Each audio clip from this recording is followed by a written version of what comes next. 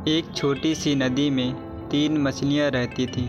प्रत्येक मछली एक अलग रंग की थी, लाल, नीली और पीली। फिर भी ये तीनों मछलियाँ एक दूसरे के साथ मिलजुल कर रहती थीं।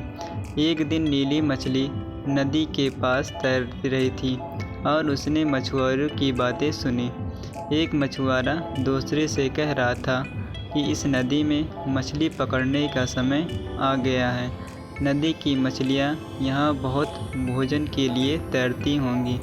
चलो कल मछली पकड़ने चलते हैं। चिंतित नीली मछली अन्य 2 दोस्तों के लिए जितनी जल्दी हो सके तैर गई।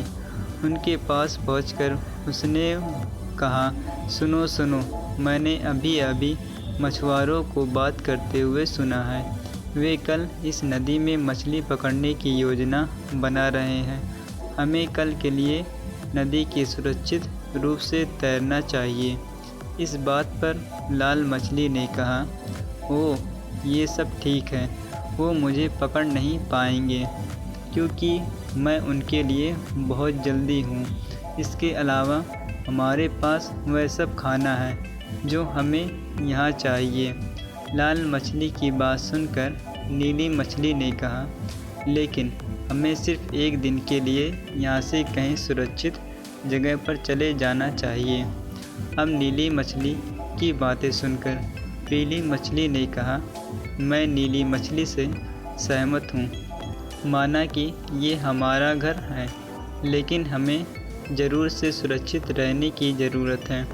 इन दोनों मछलियों ने अपने दोस्तों को समझाने की कोशिश की, लेकिन कोई उनकी बातों पर भरोसा नहीं किया। जैसे ही अगली सुबह हुई, मछुआरों ने अपना जाल डाला और जितनी हो सके उतनी मछलियाँ पकड़ ली। इनमें से कुछ हरे थे, कुछ नीले थे, कुछ सफ़ेद थे, कुछ बहुरंगी थे और उनमें से एक लाल मछली भी थी। इस बात पर मछुआरों ने आपस में बात की। बेहतरीन पकड़। लंबे दिनों के बाद दूर से ये सभी चीज़ें दोनों दोस्त पीली मछली और नीली मछली देख रहे थे। उन्हें इस बात पर काफ़ी दुख भी था कि उनके दोस्त को, लाल मछली को भी मछुआरों ने अपने जाल में पकड़ लिया था।